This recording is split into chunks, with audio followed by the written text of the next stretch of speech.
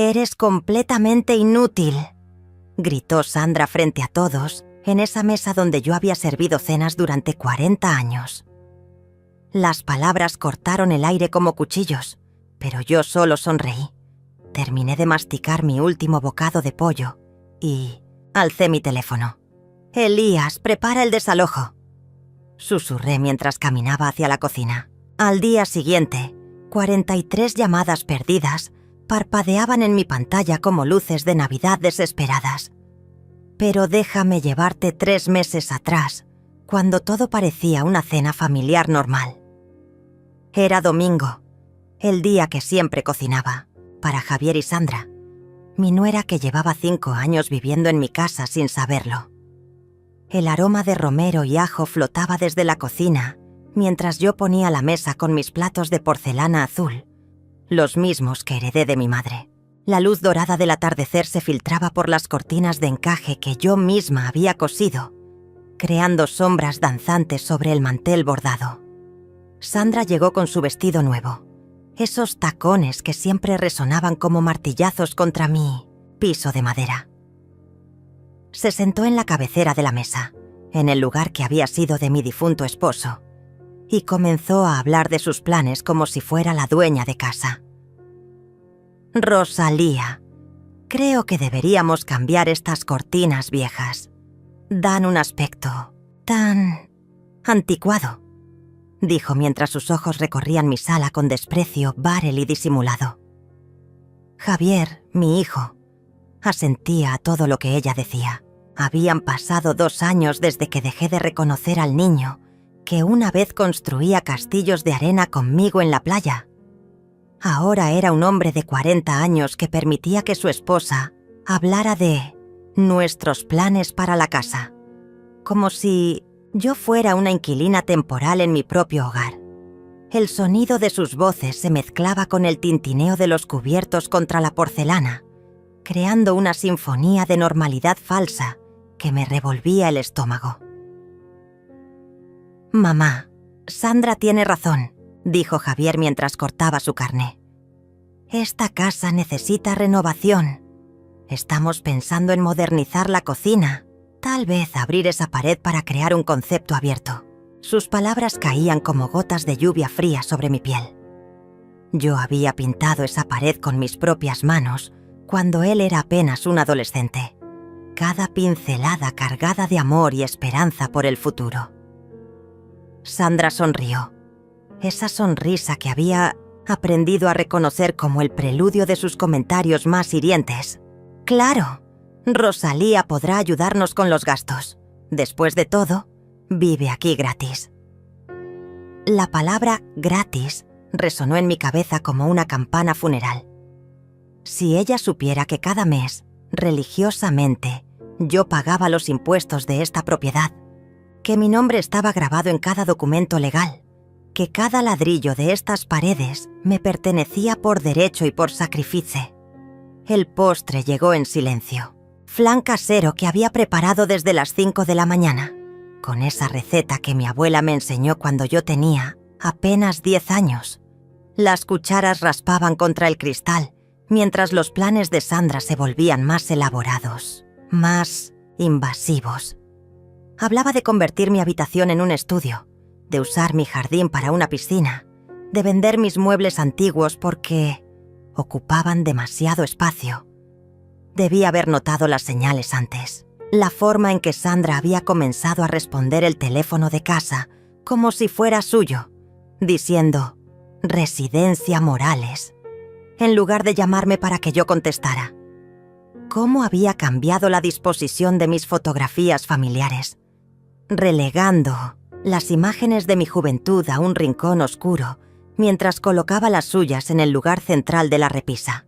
Pequeños gestos que, como hormigas, parecían insignificantes solos, pero que juntos formaban una invasión silenciosa. Esa noche, después de que se fueron a dormir, me quedé en la cocina lavando los platos. El agua tibia corría sobre mis manos mientras observaba por la ventana mi jardín de rosas, iluminado por la luna llena. Cada rosa había sido plantada por mí, cada paz trazado por mis pasos durante décadas de madrugadas solitarias. Esta casa no era solo mi hogar, era mi historia, mi refugio, mi legado. Y alguien estaba tratando de arrebatármela sin siquiera saber que le pertenecía a la mujer que llamaban inútil. Las semanas siguientes se convirtieron en una danza extraña, donde yo observaba mi propia casa transformarse sin mi permiso. Sandra había comenzado a invitar a sus amigas para mostrar la propiedad, como si fuera una agente inmobiliaria presumiendo su nueva adquisición. Las escuchaba desde la cocina, donde yo preparaba café y galletas que ellas consumían, mientras planificaban cambios que jamás habían consultado conmigo. «Esta sala tiene tanto potencial», decía Sandra, su voz llegando hasta mí como el zumbido molesto de una mosca.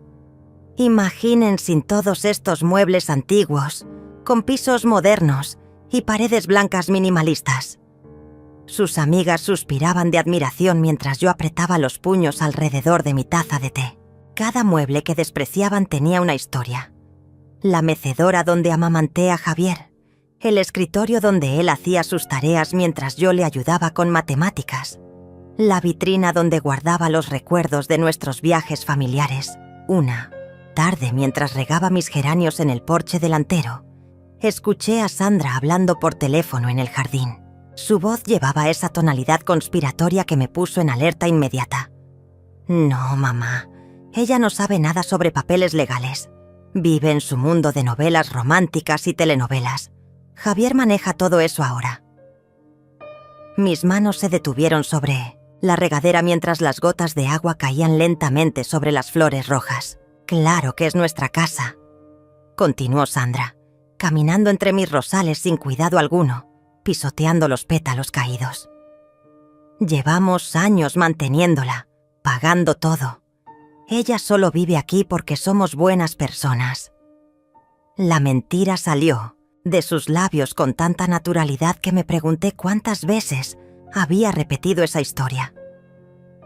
Mi corazón comenzó a latir más rápido mientras me daba cuenta de que Sandra no estaba simplemente siendo cruel. Estaba construyendo una narrativa, creando una versión de la realidad donde yo era la beneficiaria de su generosidad. Esa noche esperé hasta que las luces de su habitación se apagaran. Caminé descalza hasta mi estudio, ese pequeño cuarto que Sandra quería convertir en su espacio de trabajo, y abrí mi caja fuerte. Dentro estaban todos los documentos que había guardado celosamente durante décadas. La escritura original de la casa con mi nombre, los recibos de impuestos pagados religiosamente cada año, las facturas de todas las reparaciones y mejoras que había financiado con mi propio dinero. Cada papel era una prueba de que esta casa me pertenecía mucho antes de que Sandra existiera en nuestras vidas. El documento de compra databa de 1982, cuando Javier tenía apenas 8 años y su padre acababa de morir en ese accidente de tráfico que cambió nuestras vidas para siempre. Había trabajado 3 empleos simultáneamente para juntar el enganche. Limpiaba oficinas en las madrugadas, cuidaba niños en las tardes y cosía vestidos de novia los fines de semana.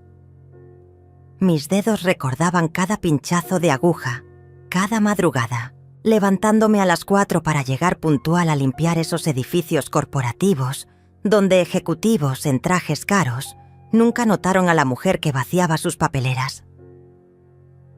Los recibos de luz, agua, gas, todos estaban a mi nombre.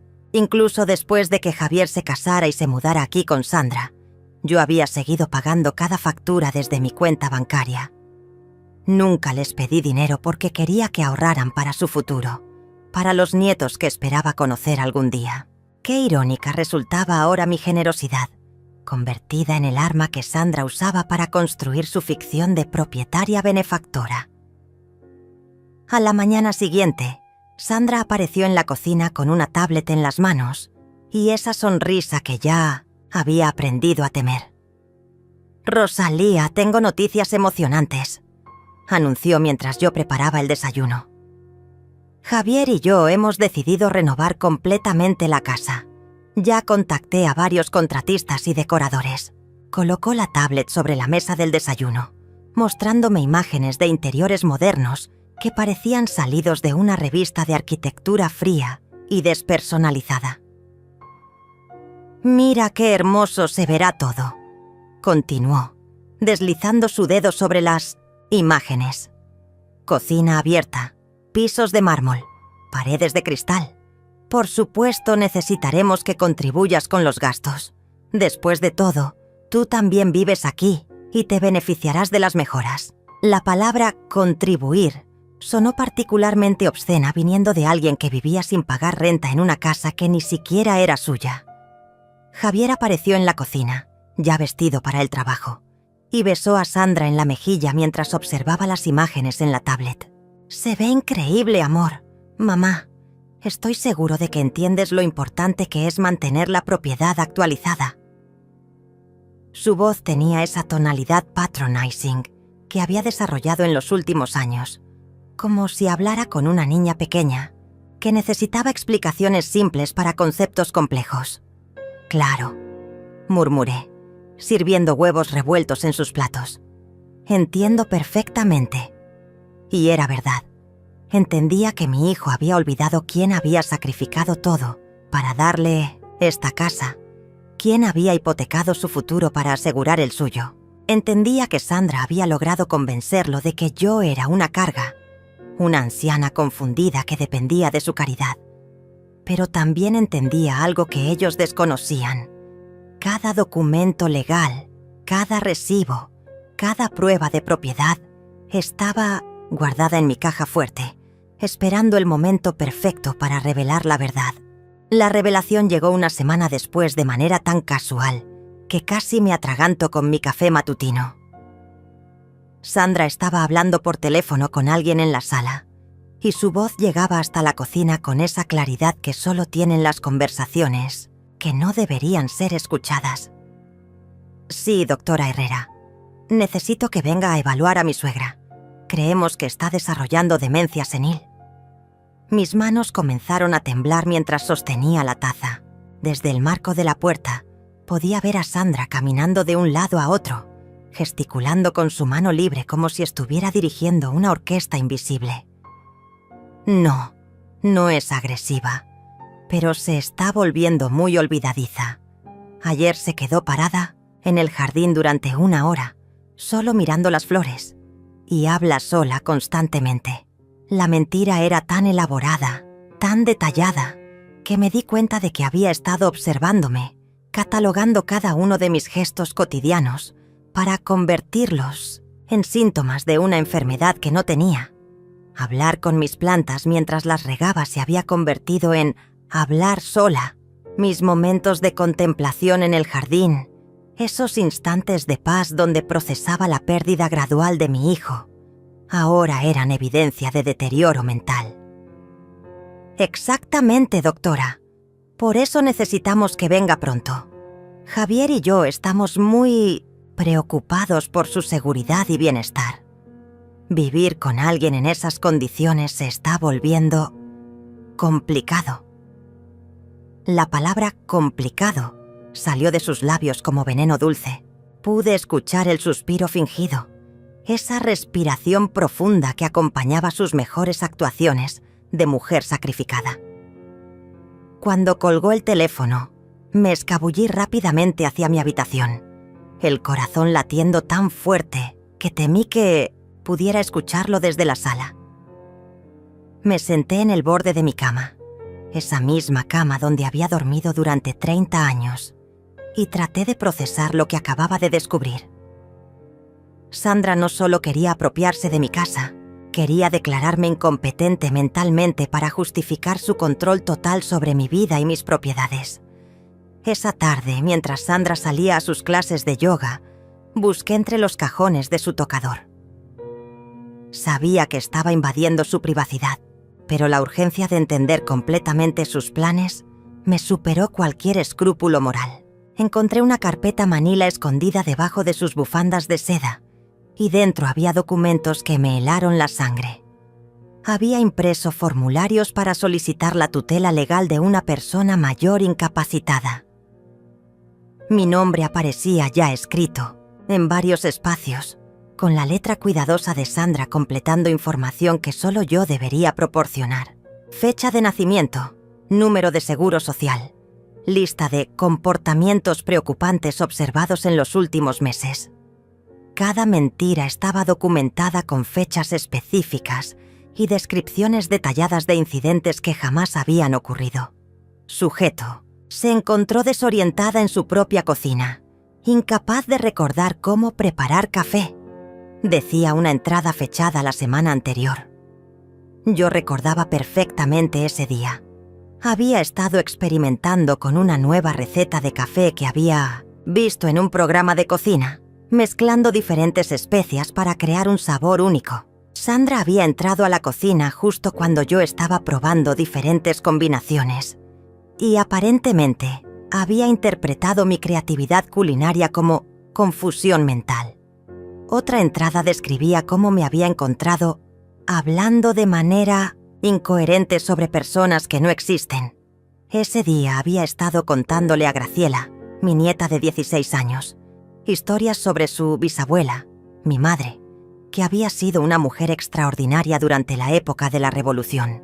Para Sandra, preservar la historia familiar se había convertido en delirio senil. Las páginas siguientes contenían investigaciones sobre casas de retiro en la zona, con precios y servicios subrayados en rojo. Sandra había estado comparando opciones, buscando el lugar perfecto para deshacerse de mí una vez que obtuviera el control legal. Los lugares más baratos tenían círculos rojos, como si estuviera buscando la opción más económica para mantener encerrada a la mujer que le había dado un hogar gratuito durante 5 años. Al final de la carpeta encontré algo que me destrozó el alma. Un borrador de carta dirigida a Graciela. En ella, Sandra explicaba cómo la abuela Rosalía se había vuelto peligrosa para sí misma y para otros, y cómo la familia había tomado la difícil decisión de buscar cuidado profesional para ella. La carta describía una versión de mí que era irreconocible, una anciana confundida, potencialmente violenta, que necesitaba supervisión constante. Sabemos que será difícil para ti entender, Graciela, pero tu abuela ya no es la mujer que conociste. La demencia la ha cambiado completamente y por su propia seguridad necesita estar en un lugar donde puedan cuidarla adecuadamente.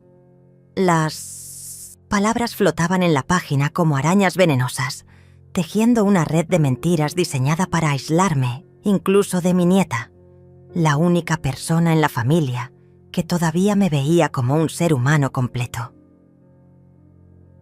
Coloqué todos los documentos, exactamente como los había encontrado, y cerré la carpeta con manos temblorosas. Ahora entendía la dimensión completa del plan de Sandra. No era solo crueldad casual o ambición simple. Era un esquema meticulosamente planificado para borrarme de mi propia vida. Primero me declararía incompetente.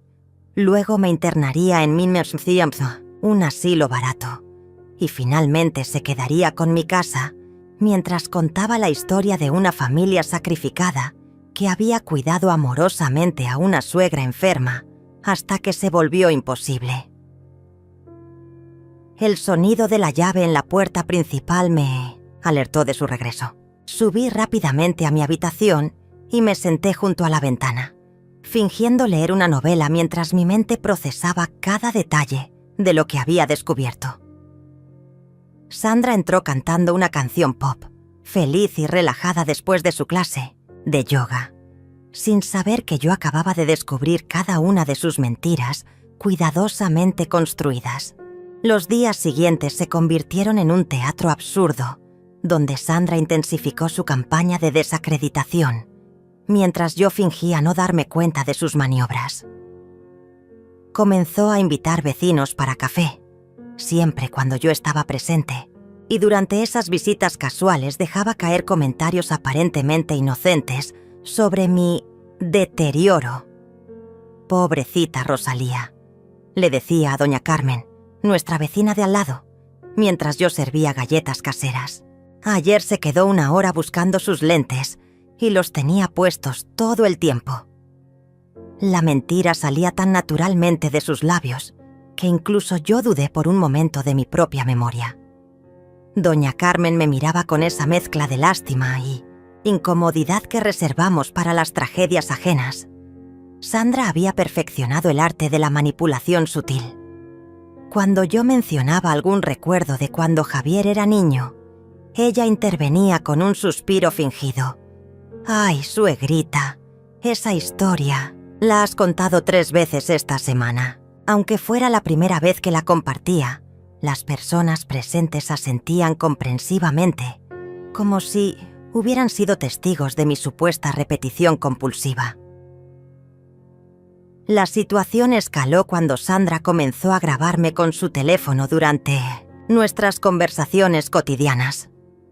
Al principio pensé que era casualidad, que simplemente estaba usando el dispositivo mientras hablábamos, pero una tarde la descubrí editando videos en su laptop, recortando fragmentos de nuestras charlas para crear una narrativa de confusión y desorientación que simplemente no existía.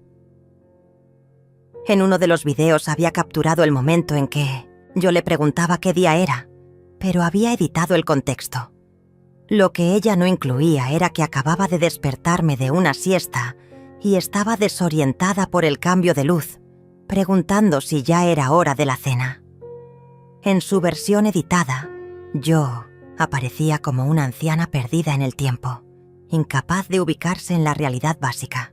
«Mira, Javier», le decía a mi hijo mientras reproducía estos fragmentos manipulados en su tablet. «Tu mamá está empeorando. Necesitamos tomar decisiones difíciles antes de que sea demasiado tarde». Los veía desde el pasillo, escondida detrás de la pared, observando cómo mi propio hijo asentía gravemente mientras consumía esas mentiras cuidadosamente fabricadas. Javier había comenzado a hablarme con esa voz excesivamente dulce que usamos con los niños pequeños o los enfermos terminales.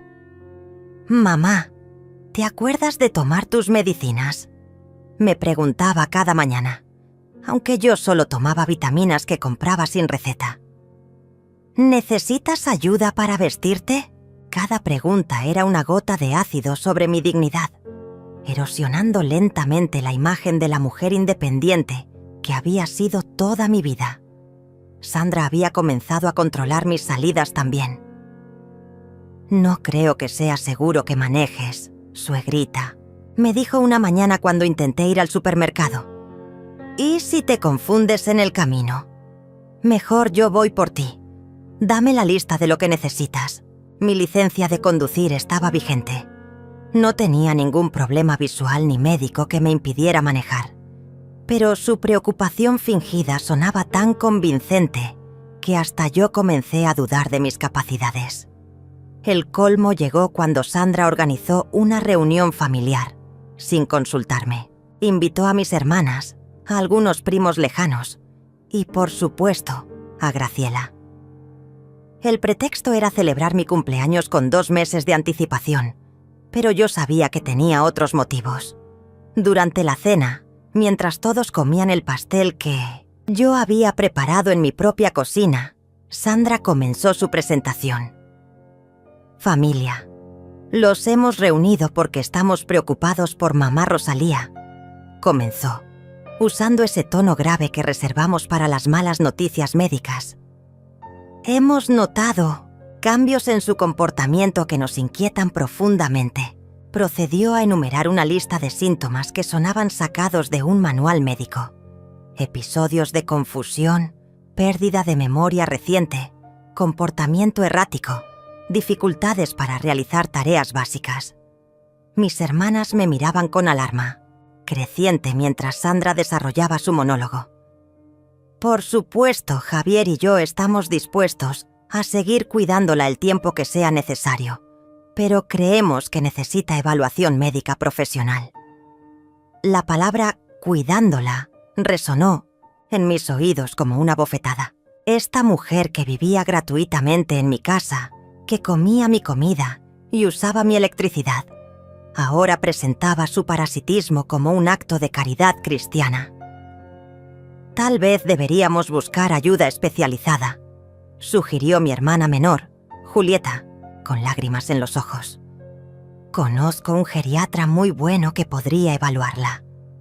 Sandra asintió solemnemente, como si esa hubiera sido exactamente la respuesta que esperaba.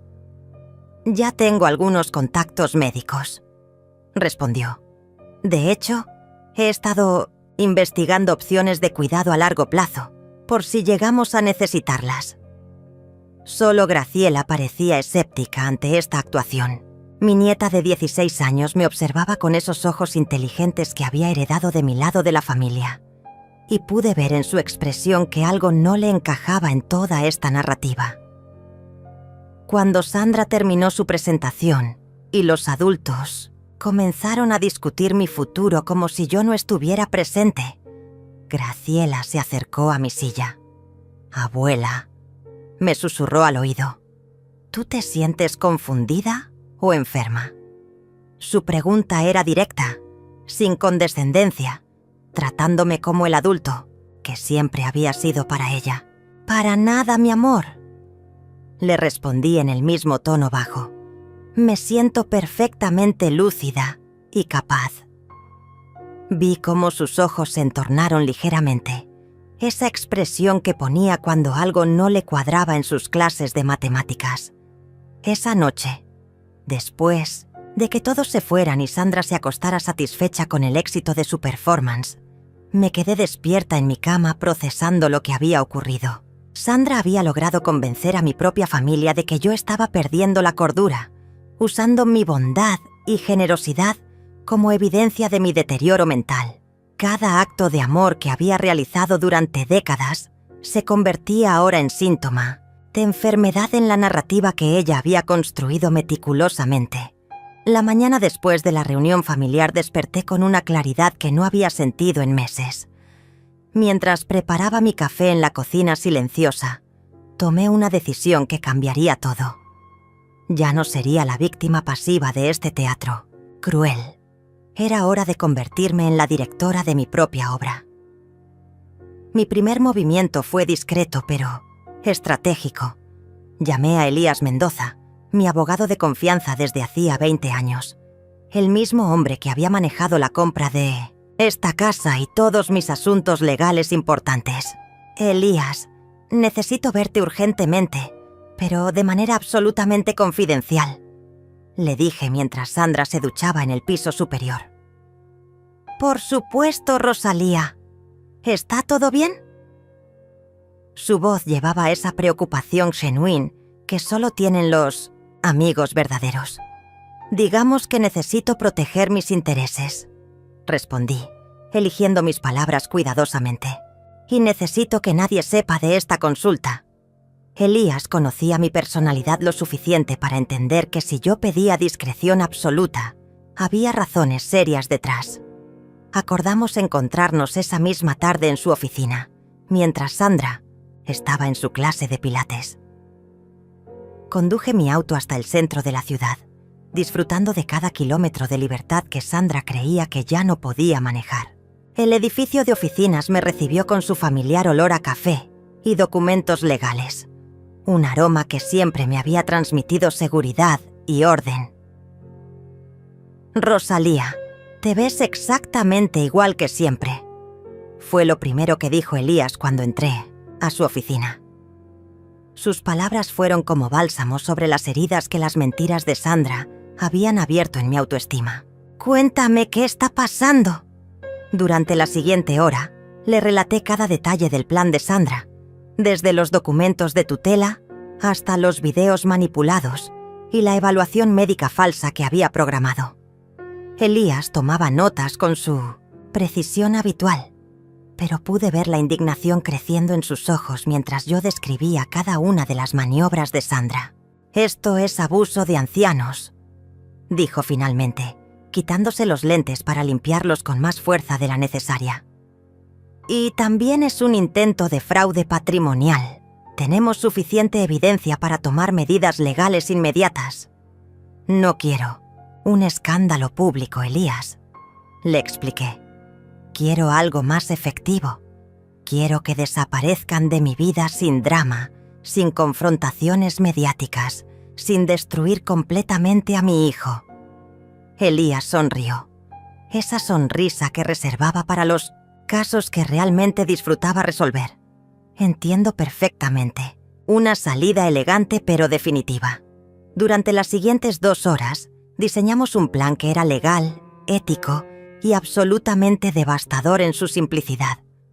Primero, Elías prepararía una orden de desalojo formal, basada en mi derecho legal como propietaria única de la vivienda. Segundo, cambiaríamos todas las cerraduras y códigos de seguridad. Tercero, instalaríamos un sistema de cámaras de seguridad para documentar cualquier intento de acoso o intimidación posterior. ¿Y si Sandra intenta proceder con la evaluación médica?, pregunté. Elías había pensado en eso también. Ya contacté al doctor Ramírez, tu médico familiar. Está dispuesto a hacer una evaluación cognitiva completa para demostrar tu competencia mental.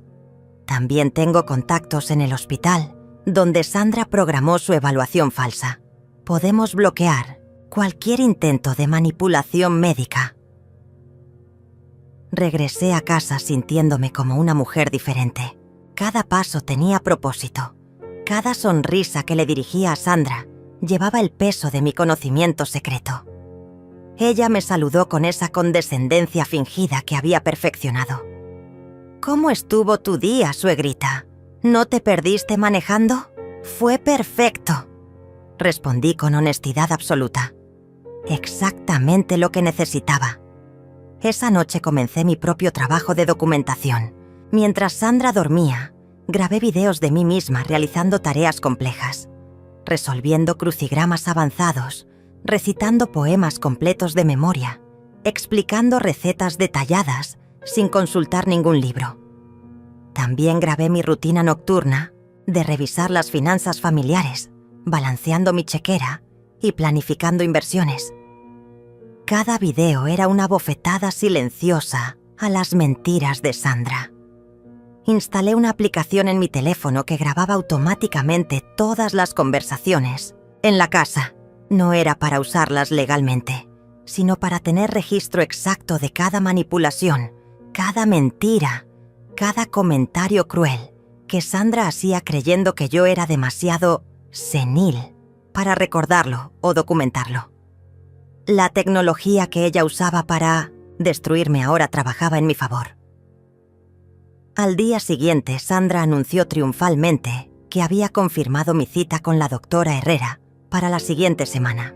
Es una especialista muy reconocida en demencia senil, me explicó con esa voz melosa que usaba cuando quería sonar especialmente caring.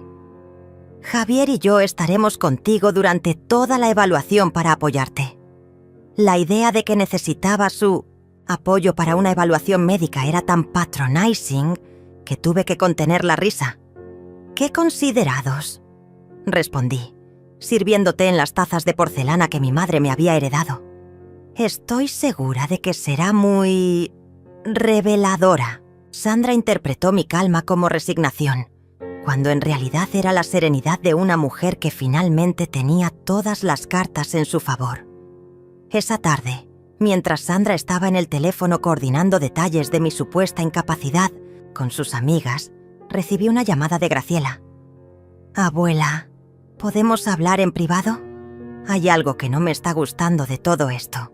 Mi nieta tenía esa intuición natural que las mujeres de nuestra familia habían heredado durante generaciones. Esa capacidad de detectar mentiras incluso cuando están perfectamente maquilladas. Por supuesto, mi amor. ¿Qué te preocupa? Anoche escuché a Sandra hablando con mi papá sobre internarte en un asilo, me confesó con voz temblorosa. Decía que ya había visitado algunos lugares y que tenía todo preparado para después de la evaluación médica. Pero abuela, tú no actúas como alguien enfermo. Estás igual que siempre. Graciela había sido mi aliada involuntaria, la testigo inocente que podía confirmar mi lucidez mental. Graciela, quiero que sepas algo muy importante, le dije. eligiendo mis palabras cuidadosamente. No importa lo que pase en los próximos días. Recuerda que tu abuela está perfectamente cuerda y que te ama más que a la vida misma. No podía decirle más sin involucrarla en el plan, pero necesitaba que supiera que todo lo que estaba por ocurrir tenía un propósito. La semana siguiente se desarrolló como una sinfonía silenciosa, donde cada movimiento de Sandra me acercaba más a mi libertad final. Mientras ella perfeccionaba los detalles de mi destrucción, yo ejecutaba mi plan con la precisión de una cirujana. Elías había comenzado a mover las piezas legales. Los documentos de desalojo estaban listos, las cerraduras nuevas ordenadas y el sistema de seguridad programado para instalarse el día después de la confrontación. Sandra intensificó su campaña de documentación, grabando cada uno de mis movimientos con una dedicación obsesiva. No sabía que yo también la estaba grabando a ella, capturando cada mentira, cada manipulación, cada comentario cruel que hacía cuando creía que yo no podía escucharla. Sus conversaciones telefónicas se habían vuelto más frecuentes y más explícitas sobre sus planes para mi futuro. Sí, mamá, el lugar que visité ayer está perfecto. La escuché decir mientras fingía leer en la sala contigua. Es económico, limpio, y lo mejor es que está a 2 horas de aquí. Podremos visitarla de vez en cuando, pero no será una molestia constante. La frialdad en su voz mientras describía mi destino como una molestia que debía ser eliminada me confirmó que había tomado la decisión correcta. El día de la evaluación médica falsa llegó con una lluvia ligera que parecía presagiar el fin de una era. Sandra se había vestido especialmente para la ocasión, como si fuera a una audición importante. Llevaba un vestido negro conservador y había adoptado esa expresión de sufrimiento noble que las mujeres usan cuando quieren parecer víctimas, heroicas de circunstancias difíciles. «Suegrita, ¿estás lista para ir con la doctora?», me preguntó con esa voz excesivamente dulce que había perfeccionado. «Recuerda que solo queremos lo mejor para ti». Javier esperaba en la sala, vestido con traje como si fuéramos a un funeral. En cierto modo, lo éramos. Era el funeral de la ilusión de que yo era una anciana indefensa, que necesitaba ser salvada de sí misma. Durante el viaje al consultorio, Sandra repasó conmigo las preguntas difíciles que la doctora podría hacerme. «Si te pregunta qué día es, tómate tu tiempo para recordar. No hay prisa», me instruyó, como si fuera una niña preparándose para un examen escolar. «Y si te sientes confundida por alguna pregunta, no dudes en decirnos que te ayudemos». Cada consejo era una trampa diseñada para hacerme parecer incompetente. Doctora Herrera resultó ser exactamente lo que había imaginado. Una mujer profesional que claramente había recibido una versión muy específica de mi condición antes de conocerme. Sus primeras preguntas fueron estándar, pero pude notar cómo Sandra intervenía sutilmente cada vez que yo respondía con demasiada claridad. «Doctora, note cómo mamá se toma mucho tiempo para responder preguntas simples», interrumpía Sandra, cuando yo reflexionaba cuidadosamente antes de hablar. «En casa a veces se queda así por horas, como perdida en sus pensamientos». La doctora anotaba diligentemente estas observaciones falsas mientras yo mantenía mi compostura. Pero Sandra había subestimado mi capacidad de actuar cuando era necesario.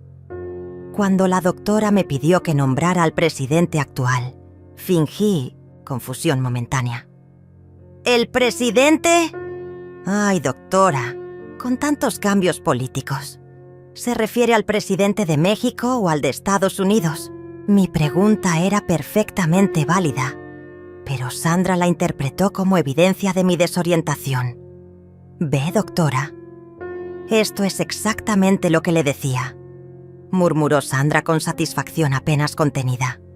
«Se confunde con información básica que antes manejaba perfectamente». Lo que Sandra no sabía era que yo estaba construyendo mi propia trampa, dándole exactamente lo que quería escuchar para que bajara completamente la guardia. Durante los tests cognitivos, fingí pequeñas dudas en momentos estratégicos. Cuando me pidieron dibujar un reloj, hice la esfera perfecta, pero titubeé artificialmente al colocar las manecillas, borrando y corrigiendo como si estuviera genuinamente confundida. Sandra sonreía discretamente cada vez que yo cometía errores, sin darse cuenta de que cada uno de esos errores estaba calculado para darle falsa confianza. Al final de la evaluación, la doctora Herrera pidió hablar con Sandra y Javier en Minziciencie, privado. Desde la sala de espera podía escuchar fragmentos de su conversación a través de la puerta mal cerrada.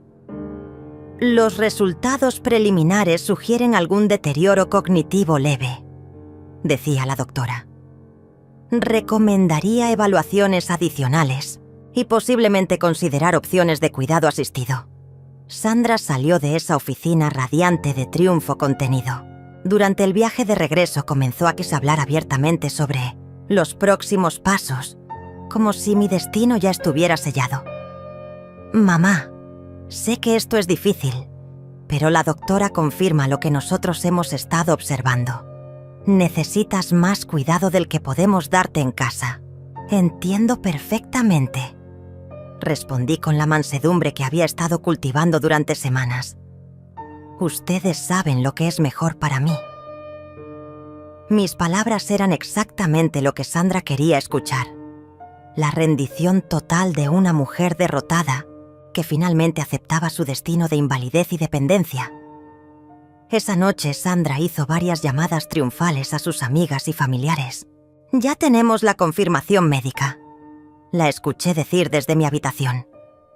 «La doctora dice que necesita cuidado especializado. Podremos proceder con los arreglos que habíamos planificado». Su voz llevaba esa satisfacción de alguien que había ganado una partida larga y complicada.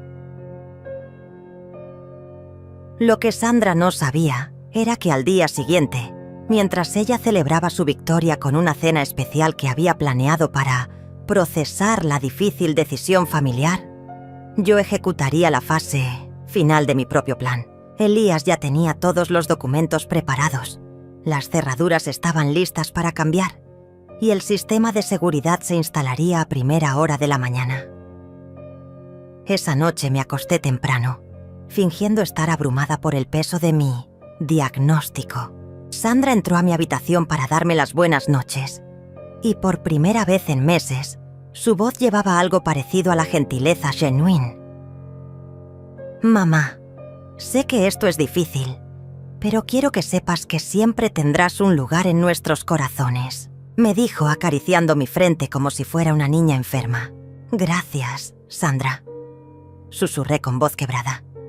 «Eres muy buena conmigo». Fueron las últimas palabras amables que intercambiaríamos. En menos de 24 horas, ella descubriría que la anciana confundida que había estado manipulando durante meses era en realidad una mujer perfectamente lúcida, que había estado 3 pasos adelante de ella desde el principio. La mañana del día D amaneció con un silencio peculiar, como si la casa misma supiera que algo definitivo estaba por ocurrir. Sandra se levantó tarde, relajada por su victoria del día anterior, y bajó a desayunar tarareando una canción, pop que sonaba obscenamente alegre en el contexto de lo que creía haber logrado. Javier ya se había ido al trabajo, sin sospechar que cuando regresara esa noche, su mundo habría cambiado para siempre. «Buenos días, suegrita», me saludó Sandra, con esa nueva dulzura que había adoptado desde mi supuesto diagnóstico. «¿Cómo dormiste? Sé que ayer fue un día difícil para ti. Preparé café para ambas, sirviendo en las tazas de porcelana que había usado durante 30 años de mañanas familiares, sabiendo que sería la última vez que Sandra bebería en mi mesa». «Dormí muy bien», respondí con honestidad. Por primera vez en meses, había dormido profundamente, con la paz que viene de saber que la justicia está a punto de ser servida. De hecho, me siento más clara que nunca. Sandra interpretó mi comentario como la confusión típica de alguien que no comprende su propia condición y sonrió con esa condescendencia que había perfeccionado. A las 10 de la mañana, Sandra recibió una llamada que la puso eufórica. Era de Villa Esperanza. Me anunció después de colgar. Tienen una habitación disponible para ti. Podríamos hacer la transición la próxima semana. Su voz temblaba de emoción contenida mientras describía las maravillosas instalaciones del asilo que había elegido para mí. Lo que no mencionaba era que Villa Esperanza era el más barato de todos los lugares que había investigado. «¡Qué eficientes!», murmuré, removiendo mi café lentamente. «¿Ya contactaste a Elías para los papeles legales?». La pregunta era una pequeña trampa que Sandra mordió inmediatamente. «Oh, no te preocupes por eso, suegrita. Javier y yo nos encargaremos de todos los aspectos legales. Tú solo necesitas concentrarte en adaptarte a tu nuevo hogar». A las 11, Sandra salió para hacer algunas diligencias relacionadas con tu traslado. Lo que no sabía era que esas serían las últimas diligencias que haría como residente de mi casa. En el momento que su auto desapareció por la esquina, puse en marcha la fase final de mi plan. La primera llamada fue a Elías. «Es hora, lentas», dije simplemente. «Procede con todo tal como lo planeamos». Su voz llevaba esa energía que reservaba para los momentos más satisfactorios de su carrera legal. «Los técnicos de cerrajería están en camino y el equipo de seguridad llegará en 1 hora. Los documentos de desalojo están listos para ser entregados oficialmente». La segunda llamada fue a una empresa de mudanzas que había contratado secretamente la semana anterior. «Vengan ahora», les dije. «Tienen exactamente 3 horas para embalar y trasladar todas las pertenencias de la habitación principal y el closet del segundo piso». Había hecho una lista meticulosa de cada objeto que pertenecía a Sandra y Javier, desde su ropa hasta sus productos de tocador. Mientras los trabajadores transformaban mi casa, yo permanecí sentada en mi mecedora del porche, observando cómo cada vestigio de la presencia de Sandra era sistemáticamente removido de mi hogar. Sus vestidos caros, sus zapatos de diseñador, sus cremas antiedad, todo fue empacado con eficiencia profesional y cargado en un camión que los llevaría a un depósito de almacenamiento que había rentado a su nombre. A las 2 de la tarde los cerrajeros terminaron su trabajo.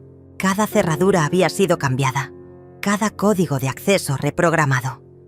La casa que Sandra creía controlar ahora le era completamente inaccesible. El técnico de seguridad instaló cámaras discretas en puntos estratégicos, todas conectadas a mi teléfono para que pudiera monitorear cualquier intento de intimidación posterior. Elías llegó a las 3 con los documentos oficiales. «Todo está en orden, Rosalía», me informó mientras revisábamos cada papel. «El desalojo es legal y definitivo. Tienen 24 horas para recoger cualquier pertenencia que hayamos pasado por alto, pero solo con supervisión policial y en horarios específicos». Me entregó copias de todo, incluyendo las órdenes de restricción que había solicitado en caso de que Sandra intentara acosarme después de la expulsión. A las 4, instalé una cámara de seguridad adicional, apuntando directamente a la entrada principal. Quería capturar el momento exacto en que Sandra descubriera que ya no podía entrar a la casa que había considerado suya. También preparé un sobre manila con copias de todos los documentos legales, incluyendo las grabaciones de sus mentiras y los videos manipulados que había creado para incriminarme. A las 5, Graciela llegó para su visita semanal, sin saber que estaba a punto de presenciar el acto final de esta obra. «Abuela, ¿por qué hay un camión de mudanzas en la entrada?», me preguntó con curiosidad genuina. «Mi querida nieta», le respondí, «estás a punto de ver cómo se hace justicia en silencio». Le expliqué todo mientras preparábamos té juntas. El plan de Sandra para internarme, las mentiras que había construido, la evaluación médica manipulada y mi contraataque legal. Graciela escuchaba con los ojos cada vez más abiertos, alternando entre la indignación y la admiración. «Abuela, eres increíble», susurró cuando terminé mi relato. «¿Puedo quedarme a ver qué pasa cuando lleguen?» Las 6:30.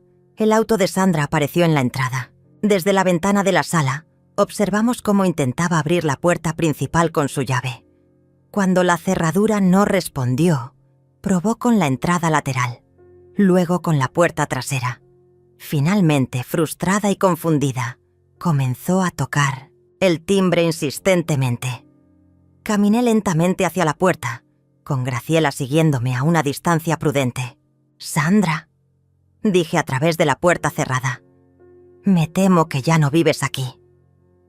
Su voz al otro lado era una mezcla de confusión y creciente alarma. «¿Rosalía? ¿Qué está pasando? ¿Por qué no puedo entrar?» «Porque esta es mi casa», respondí, con una calma que había estado cultivando durante meses. «Siempre ha sido mi casa, y he decidido que ya no eres bienvenida en ella». El silencio que siguió fue tan profundo que pude escuchar el latido de mi propio corazón. Luego comenzaron los gritos. Los gritos de Sandra escalaron desde la confusión hasta la histeria total en cuestión de minutos. «Rosalía, abre esta puerta inmediatamente», rugía mientras golpeaba la madera con los puños. «Estás enferma. No puedes tomar estas decisiones. Necesitas ayuda médica». Su voz se quebró cuando se dio cuenta de que yo no iba a ceder a sus demandas como había hecho durante tantos meses. «Sandra», le dije a través de la puerta, manteniendo mi tono sereno y controlado, «encontrarás todas tus pertenencias en el depósito ubicado en la avenida Reforma 847. La llave está debajo del tapete del porche trasero, junto con los documentos legales que explican tu situación actual». Graciela me observaba con admiración creciente mientras yo ejecutaba cada paso de mi plan con precisión quirúrgica. «¡Esto es ilegal!», gritó Sandra, ahora claramente desesperada. «Eres una anciana senil, no puedes expulsarme de mi casa». Su frase reveló finalmente la verdad que había estado escondiendo durante años. Sandra realmente creía que la casa era suya. En su mente manipuladora, había construido una realidad donde su parasitismo se había convertido en propiedad legítima. El teléfono de Sandra comenzó a sonar mientras continuaba golpeando la puerta. Pude escuchar fragmentos de su conversación histérica con Javier. «Tu madre se volvió loca. Me echó de la casa. Cambió las cerraduras. Tienes que venir inmediatamente». Su voz era tan aguda que hasta los vecinos comenzaron a asomarse por sus ventanas, curiosos ante el espectáculo que se desarrollaba en mi jardín delantero. «Abuela», me susurró Graciela, «esto es mejor que cualquier telenovela». Su comentario me hizo sonreír por primera vez en meses, con genuina alegría. Mi nieta tenía razón. Había algo profundamente satisfactorio en ver cómo Sandra experimentaba la impotencia que yo había sentido durante tanto tiempo. A las 7:30, Javier llegó corriendo desde su trabajo, todavía vestido con su traje de oficina pero con el cabello revuelto por la urgencia. «¡Mamá!», gritó mientras corría hacia la puerta. «¡Abre inmediatamente! ¿Qué le hiciste a Sandra?». Por primera vez en años, su voz llevaba esa autoridad paternal que solía usar conmigo cuando era niño y creía que podía regañarme por mis decisiones. «Javier», respondí con la misma calma que había mantenido con Sandra. «Tu esposa vivía en mi casa sin pagar renta. Planeaba internarme en un asilo con diagnósticos médicos falsos y había comenzado procedimientos legales para declararme incompetente mentalmente. Decidí que era hora de que encontraran su propio lugar para vivir». El silencio que siguió fue diferente al de Sandra. pude sentir que Javier estaba procesando información que no encajaba con la narrativa que su esposa había construido. «Mamá, Sandra me dijo que la doctora confirmó que tienes demencia senil. Necesitas cuidado especializado». La doctora fue engañada con información falsa, expliqué pacientemente. «Mañana recibirás una copia de mi evaluación médica real, realizada por el doctor Ramírez, que confirma que estoy en perfecto estado mental. También recibirás copias de todos los documentos que Sandra preparó sin mi conocimiento, incluyendo los formularios de tutela y los videos editados que creó para hacerme parecer incompetente». Pude escuchar a Sandra susurrándole urgentemente a Javier, probablemente tratando de mantener control sobre la situación que se le escapaba de las manos. Pero Javier había comenzado a hacer las preguntas correctas. «Sandra, ¿de qué documentos habla mi madre? ¿Qué formularios de tutela? Son para su propio bien», gritó Sandra, perdiendo completamente la compostura que había mantenido durante meses. «Tu madre está enferma. Yo solo traté de protegerla de sí misma». Su admisión involuntaria de haber preparado documentos legales sin mi consentimiento fue exactamente lo que necesitaba que Javier escuchara. «Javier», continué, «en el sobre que está debajo del tapete encontrarás también grabaciones de audio donde Sandra planifica mi internamiento. Describe cómo manipular evaluaciones médicas y explica su plan para quedarse con mi casa una vez que yo esté fuera del camino. Te sugiero que las escuches antes de tomar cualquier decisión sobre quién está diciendo la verdad aquí». El teléfono de Sandra sonó nuevamente. Esta vez era evidente que hablaba con alguien de Villa Esperanza, probablemente cancelando mi reservación ahora que su plan se había desmoronado. «Sí, ha habido un cambio de circunstancias», la escuché decir con voz estrangulada. «La señora ya no necesitará la habitación.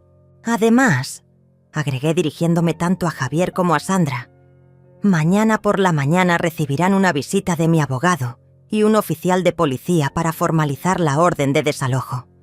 Tienen prohibido acercarse a esta propiedad después de 1900, excepto para recoger cualquier pertenencia que hayamos pasado por alto, y solo bajo supervisión legal». La realidad de su situación finalmente golpeó a Sandra como un tsunami. Sus gritos se convirtieron en sollozos desesperados mientras se daba cuenta de que había perdido no solo la casa, sino también el control total que había ejercido sobre mi vida durante años. «No puedes hacernos esto», lloraba. «Somos familia. Te cuidamos. Te dimos un hogar. Sandra», dije con una firmeza que sorprendió incluso a Graciela. «Tú viviste en mi hogar, comiste mi comida, usaste mi electricidad y después planificaste robarme mi dignidad y mi libertad. La familia no hace eso. Los parásitos, sí». Javier había permanecido callado durante varios minutos y pude imaginar las ruedas girando en su cabeza mientras procesaba todas las revelaciones. Finalmente habló, y su voz llevaba una confusión profunda. «Mamá, la casa realmente es tuya. Sandra y yo hemos estado viviendo aquí gratis todo este tiempo. Por 5 años», confirmé. «Todos los impuestos, todas las reparaciones, todos los servicios han sido pagados con mi dinero. Nunca les pedí contribución porque quería que ahorraran para su futuro. Aparentemente, Sandra interpretó mi generosidad como debilidad y mi hogar como su propiedad. El auto de Sandra finalmente se alejó esa noche, seguido por el de Javier, ambos dirigiéndose al hotel donde tendrían que quedarse mientras procesaban la nueva realidad de sus vidas. Antes de irse, Javier recogió el sobre de documentos y pude ver en sus ojos que finalmente comenzaba a entender la magnitud de lo que su esposa había intentado hacer. Graciela se quedó conmigo esa noche y cenamos en silencio en mi cocina, disfrutando de la paz que no había sentido en años. «Abuela», me dijo finalmente, «¿cómo se siente tener tu casa de vuelta?» Como respirar después de estar bajo el agua durante mucho tiempo, respondí. Y por primera vez en meses, ambas reímos con genuina felicidad. 3 meses después, me despierto cada mañana en mi propia cama, en mi propia casa, dueña absoluta de mi silencio y mi paz. El sol de la mañana se filtra a través de las cortinas de encaje que Sandra quería cambiar, iluminando el polvo dorado que danza en el aire como pequeños milagros cotidianos. Preparo mi café en la cocina, que es solo mía, usando la taza de porcelana azul que heredé de mi madre, y no hay nadie que me diga cómo vivirlo.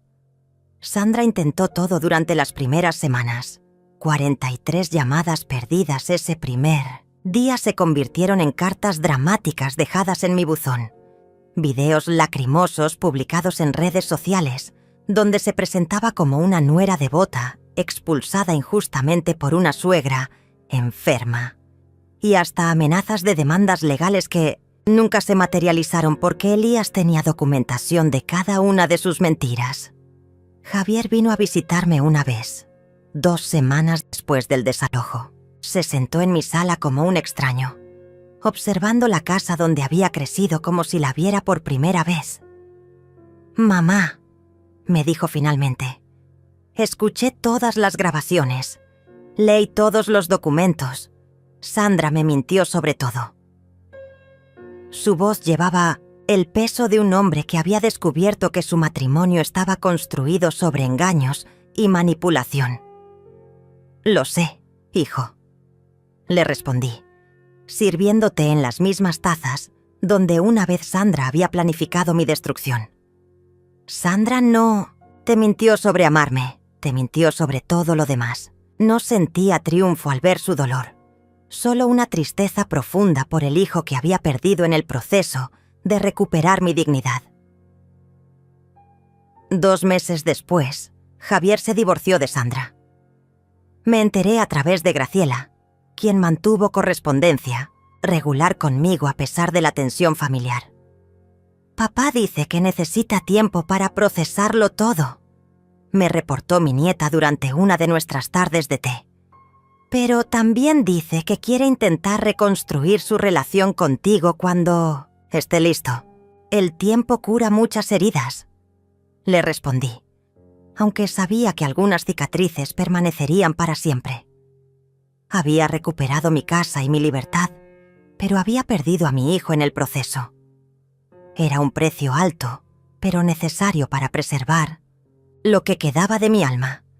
Sandra desapareció de nuestras vidas tan completamente como había aparecido. Según los rumores que Graciela recogía ocasionalmente, se había mudado a otra ciudad y había encontrado a otro hombre mayor con propiedades que administrar y cuentas bancarias que supervisar. Algunas personas nunca cambian, simplemente buscan nuevas víctimas para sus viejos trucos. La evaluación médica real que el doctor Ramírez realizó confirmó lo que yo siempre había sabido. Mi mente estaba perfectamente lúcida, mi memoria intacta y mi capacidad de juicio funcionaba mejor que nunca. El informe médico se convirtió en el documento final que cerró cualquier posibilidad de que Sandra intentara revivir sus planes de tutela o internamiento. Las tardes se han vuelto sagradas en mi nueva vida. Riego mis geranios sin que nadie me diga que hablo demasiado con las plantas. Leo mis novelas en la mecedora del porche sin que nadie sugiera que estoy perdiendo contacto con la realidad. Cocino exactamente lo que quiero comer, cuando quiero comerlo, para quien yo decida invitar. A mi mesa, Graciela viene todos los viernes después de la escuela. Hacemos galletas juntas, contamos historias de la familia y planificamos su futuro universitario. Es en esos momentos cuando me doy cuenta de que no perdí una familia. Rescaté las partes que realmente importaban. Mi nieta me ve como siempre, me vio.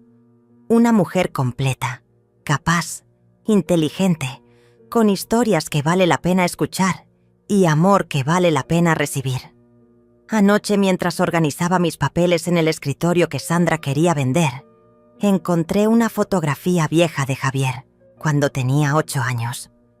Estábamos construyendo un castillo de arena en la playa, ambos sonriendo bajo el sol dorado de un verano que parecía eterno. Guardé la fotografía en el primer cajón, donde puedo verla cada vez que abro el escritorio, recordándome que el amor verdadero persiste incluso cuando las personas se pierden por un tiempo. Esta mañana, mientras bebía mi café y observaba amanecer sobre mi jardín de rosas, recibí un mensaje de texto de un número desconocido. «Mamá, soy Javier. ¿Podríamos almorzar juntos la próxima semana? Hay muchas cosas de las que necesitamos hablar». No respondí inmediatamente. Dejé que las palabras flotaran en mi teléfono mientras terminaba mi café lentamente, saboreando tanto el líquido como la posibilidad de recuperar a mi hijo. Finalmente escribí: «Por supuesto. Ven el domingo a las 2. Haré tu postre favorito». Algunas cicatrices sanan con tiempo y paciencia. Otras se convierten en recordatorios de nuestra fuerza para sobrevivir. Y algunas, las más importantes, desaparecen completamente cuando el amor encuentra su camino de regreso a casa. Esta casa que es mía, que siempre fue mía, que seguirá siendo mía hasta el día que yo decida lo contrario. Se llena nuevamente de risas cada viernes cuando Graciela viene a visitarme. Y tal vez pronto, también los domingos, cuando mi hijo regrese a conocer a la mujer que nunca dejó de ser su madre, incluso cuando él olvidó cómo encontrarla. Sandra me llamó inútil esa noche en el comedor. Pero aquí estoy, en mi cocina, en mi casa, libre y en paz, preparando café para una nueva mañana que me pertenece completamente. Resulta que la mujer inútil era la única que sabía exactamente cuál era su valor. Y nunca, nunca más permitiré que alguien me haga olvidarlo.